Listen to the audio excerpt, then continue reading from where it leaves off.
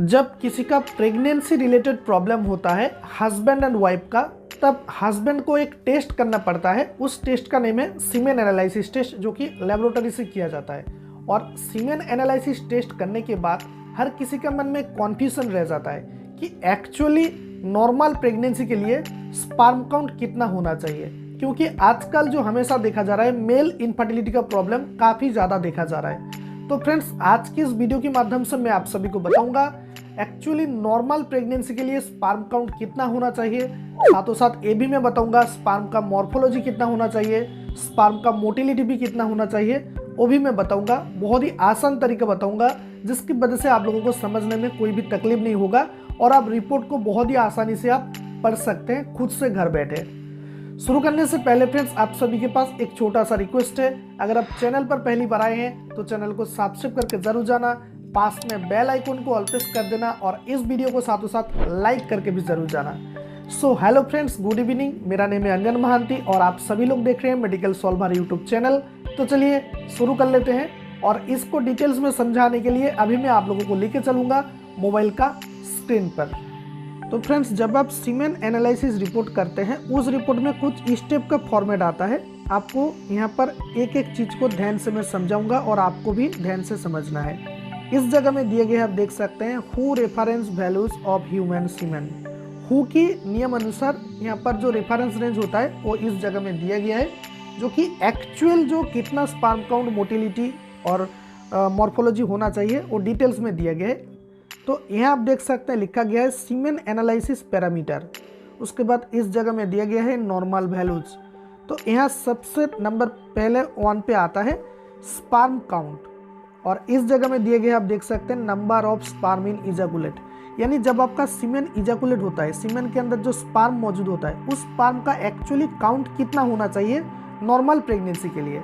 तो इस जगह में आप देख सकते हैं लिखा गया है 15 मिलियन पर ml और मोर, यानी आपका जो सीमेन होता है, सीमेन के अंदर जो स्पर्म होता है उस सीमेन के अंदर पर ml ऑफ सीमेन में 15 मिलियन स्पर्म काउंट मिनिमम होना चाहिए और ज़्यादा से ज़्यादा 200 मिलियन भी कभी कभी हो जाता है। लेकिन यहाँ पर और एक काफ़ी सारा डॉक्टर यहाँ पर रॉन्ग बताते हैं और बहुत सारे रिपोर्ट मैंने देखे हैं, आप भी शायद देखे होंगे, बहुत सारा चीज़ वहाँ पर गलत दिया जाता है।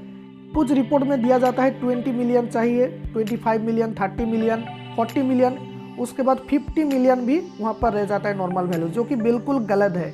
एक्चुअली हु का रेफरेंस की सहायता से मैं आप लोगों को बता रहा हूँ।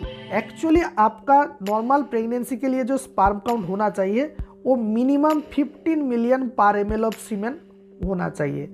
समझ गए? तो उसके बाद और एक चीज़ है, नीचे मैं अभी आप लोगों को लेके चलूँगा। यहाँ आप देख सकते हैं टोटल मोटिलिटी।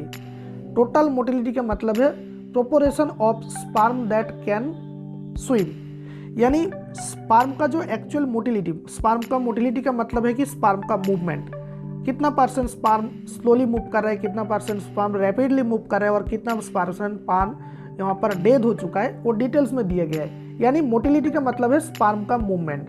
तो टोटल जो मोटिलिटी होता है उसका जो रेफरेंस रेंज होना चाहिए, यहाँ आप देख सकते हैं 40% और मोर, मिनिमम 40% आपका स्पर्म का मोटिलिटी होना चाहिए। ये भी कुछ रिपोर्ट में गलत आ जाता है, कुछ रिपोर्ट में गलत चीज़ दिया जाता है रेफरेंस रेंज। डॉक्टर भी बताते हैं जैसे कि 50% चाहिए, किसी किसी रिपोर्ट में 60% तक भी वहाँ पर बता जाता है, जो कि बिल्कुल गलत है। इसको आपको ध्यान से समझना है। हु का रेफरेंस का सहायता से आपको एक चीज़ ध्यान में समझना है, मिनिमम आपका स्पर्म का मोटिलिटी 40% मिनिमम होना चाहिए। अगर आपका 40% है स्पर्म का टोटल मोटिलिटी तो नॉर्मल प्रेगनेंसी आ जाएगा, कोई प्रॉब्लम नहीं होगा। उसके बाद और एक चीज़ है, मोस्ट इंपॉर्टेंट चीज़ है, आप लोगों को देखना है। मोटिलिटी के अंदर आता है प्रोग्रेसिव मोटिलिटी। ये जो प्रोग्रेसिव मोटिलिटी, देखिए मोटिलिटी 3 टाइप का होता है। एक है प्रोग्रेसिव मोटिलिटी, दूसरा है स्लोली मोटिलिटी, यानी कि काफ़ी ज़्यादा स्लोली मूव अगर कर रहा है, स्लोली मोटिलिटी। उसके बाद तीसरा है non motility, non progressive motility. यानी प्रोग्रेसिव 3 टाइप का होता है। सबसे पहला है जो प्रोग्रेसिव मोटिलिटी, कितना तेज़ी से स्पर्म मूव हो रहा है। उसके बाद यहाँ पर नॉन प्रोग्रेसिव मोटिलिटी, यानी कितना परसेंट स्पर्म स्लोली मूव कर रहा है। उसके बाद डेथ मोटिलिटी, यानी कितना परसेंट स्पर्म डेथ हो चुका है। तो यहाँ पर सबसे ज़्यादा ध्यान दिया जाता है प्रोग्रेसिव मोटिलिटी का ऊपर। आपको प्रोग्रेसिव मोटिलिटी सिर्फ देखना चाहिए। अगर प्रोग्रेसिव मोटिलिटी ठीक है तो आपको अदर्स नॉन प्रोग्रेसिव और डेथ मोटिलिटी देखने का आपको ज़रूरत नहीं है। तो यहाँ पर प्रोग्रेसिव मोटिलिटी यहाँ पर देख सकते हैं, proportion of sperm swimming in the direction, कितना परसेंट स्पर्म यहाँ पर जो प्रोग्रेसिव कर रहा है यानी कि रैपिडली मूव कर रहा है। तो इसका जो नॉर्मल रेंज होना चाहिए आप देख सकते हैं यहाँ पर 32%, मिनिमम 32% होना चाहिए। तो यहाँ पर पहले जो बताया गया था, मैंने भी एक वीडियो डाला था, वहाँ पर मैंने बताया था कि 40% चाहिए, लेकिन वो पहले का रिपोर्ट था, पहले कुछ स्टेप का 40% चाहिए था, लेकिन अभी इस टाइम हु का रेफरेंस की सहायता से आपको मिनिमम 32% मिनिमम होना चाहिए आपका प्रोग्रेसिव मोटिलिटी। अगर आपका रिपोर्ट में प्रोग्रेसिव मोटिलिटी 32% आया है तो आपका नॉर्मल प्रेगनेंसी, बिल्कुल नॉर्मल प्रेगनेंसी आ जाएगा, कोई भी प्रॉब्लम नहीं होगा। और कुछ रिपोर्ट में गलत चीज़ बताया जाता है, बहुत सारा डॉक्टर भी गलत चीज़ बताता है कि वहाँ पर 40% चाहिए, 50%, 60%, अप टू 70% भी वहाँ पर डॉक्टर बताते हैं, जो कि बिल्कुल गलत है। आपको मिनिमम रिपोर्ट में 32% प्रोग्रेसिव मोटिलिटी होना चाहिए। उसके बाद और एक चीज़ है यहाँ पर आप देख सकते हैं, ये भी मोस्ट इंपॉर्टेंट चीज़ है, मॉर्फोलॉजी। आप यहाँ पर देख सकते हैं size and shape of sperm. Morphology का मतलब है कि एक्चुअली जो सीमेन के अंदर स्पर्म होता है उस स्पर्म का साइज, शेप और स्पर्म नॉर्मल है या तो फिर एबनॉर्मल है, कुछ स्टेप का दिया जाता है। यानी मॉर्फोलॉजी का मतलब है नॉर्मल स्पर्म है या तो फिर एबनॉर्मल स्पर्म है। कुछ स्पर्म एबनॉर्मल भी होते हैं, जैसे कि उसका डबल हेड होता है, डबल टेल होता है, डबल बॉडी होता है, उसके बाद हेड बड़ा होता है, किसी का हेड छोटा होता है, कुछ स्टेप का दिया जाता है जो कि एबनॉर्मल स्पर्म है। तो मॉर्फोलॉजी जो स्पर्म का होना चाहिए, यहाँ पर आप इस जगह में देख सकते हैं मिनिमम 4%, अगर आपका ओनली 4%, ओनली अगर 4% आएगा आपका मॉर्फोलॉजी, तो वहाँ पर उस रिपोर्ट को नॉर्मल माना जाएगा और आपका नॉर्मल प्रेगनेंसी आ जाएगा। तो यहाँ पर आपको ध्यान से समझना है, काफ़ी सारा डॉक्टर और काफ़ी सारा लेबोरेटरी गलती करते हैं यहाँ पर, जो कि बहुत सारा चीज़ बताते हैं यहाँ पर, काफ़ी सारा बहुत ज़्यादा चाहिए मॉर्फोलॉजी, 10% चाहिए, 15% चाहिए, वो बिल्कुल गलत रिपोर्ट है। आपका हु का रेफरेंस की सहायता से आपका नॉर्मल मॉर्फोलॉजी जो होना चाहिए ओनली 4% होना चाहिए, तभी आपका नॉर्मल प्रेगनेंसी आ जाएगा। उसके बाद यहाँ पर आप देख सकते हैं दिया गया है विटालिटी, इसको वाइटलिटी भी बोला जाता है। तो वाइटलिटी का मतलब है कि proportion of sperm that are alive, कितना परसेंट स्पर्म जीवित है, टोटल कितना परसेंट सीमेन के अंदर स्पर्म जीवित है। तो इसका जो नॉर्मल रेंज होना चाहिए आप देख सकते हैं मिनिमम 58% होना चाहिए। अगर वाइटलिटी 58% मिनिमम है तो आपका नॉर्मल प्रेगनेंसी आ जाएगा।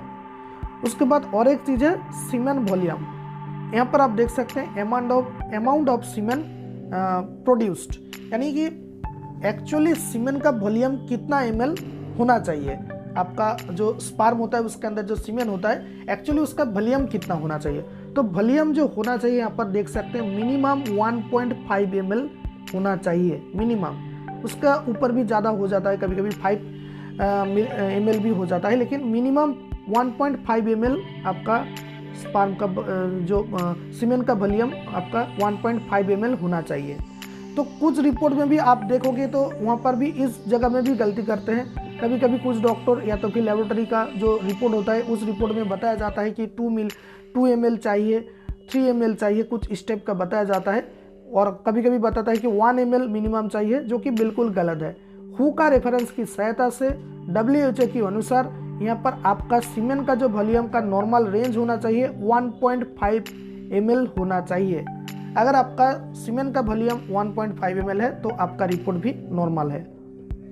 उसके बाद लास्ट में एक चीज़ आता है, आप देख सकते हैं white blood cells. White blood cells का मतलब है can indicate an infection. White blood cells का मतलब है कि WBC। तो यहाँ पर WBC सफ़ेद कणिका जिसको बोला जाता है, तो यहाँ पर WBC अगर आपका सीमेन के अंदर मौजूद है तो उसको इन्फेक्शन बोला जाता है, यानी कि आपका सीमेन के अंदर इन्फेक्शन है या नहीं उसको पता करने के लिए WBC को टेस्ट किया जाता है। तो यह आप देख सकते हैं इसका जो नॉर्मल रेंज होना चाहिए आप देख सकते हैं लेस देन 1 मिलियन पर ml।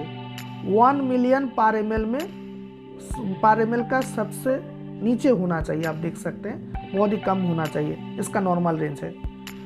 तो यहाँ पर इस रिपोर्ट में आपको मेन चीज़ जो है मैं आप लोगों को बता दी है। यहाँ पर आपको जो चेक करना है, सबसे पहले स्पर्म का काउंट चेक करना है, उसके बाद स्पर्म का मोटिलिटी चेक करना है, प्रोग्रेसिव मोटिलिटी चेक करना है, उसके बाद आपको मॉर्फोलॉजी चेक करना है, आप देख सकते हैं। उसके बाद और एक चीज़ है, सीमेन का वॉल्यूम आपको चेक करना है, और बाकी चीज़ आपको देखने का, आप देख सकते हैं तो देख सकते हैं, लेकिन अदरवाइज आपको देखने का भी कोई ज़रूरत नहीं है। जो मेन चीज़ें आपको इस रिपोर्ट में आपको देखना पड़ता है। तो फ्रेंड्स, उम्मीद है कि आज की इस वीडियो के माध्यम से मैंने जो आप लोगों को समझाने का कोशिश की है, आप लोग सब कुछ समझ गए हैं। लेकिन फिर भी अगर इस वीडियो को लेकर अगर आप लोगों का मन में कहीं भी जगह में कॉन्फ्यूजन रह जाता है, तो आप इसी वीडियो का नीचे कमेंट सेक्शन में जाके आप मुझे कुछ कमेंट करके भी आप आपका कॉन्फ्यूजन को आप बता सकते हैं।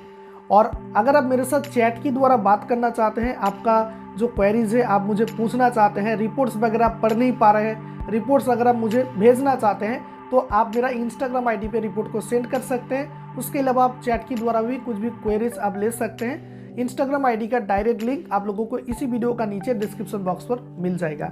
तो चलिए फ्रेंड्स, आज की इस वीडियो को यहीं पर खत्म करते हैं। मिलते हैं नेक्स्ट वीडियो में एक बिल्कुल नया टॉपिक के साथ। तब तक के लिए thank you so much and thanks for watching.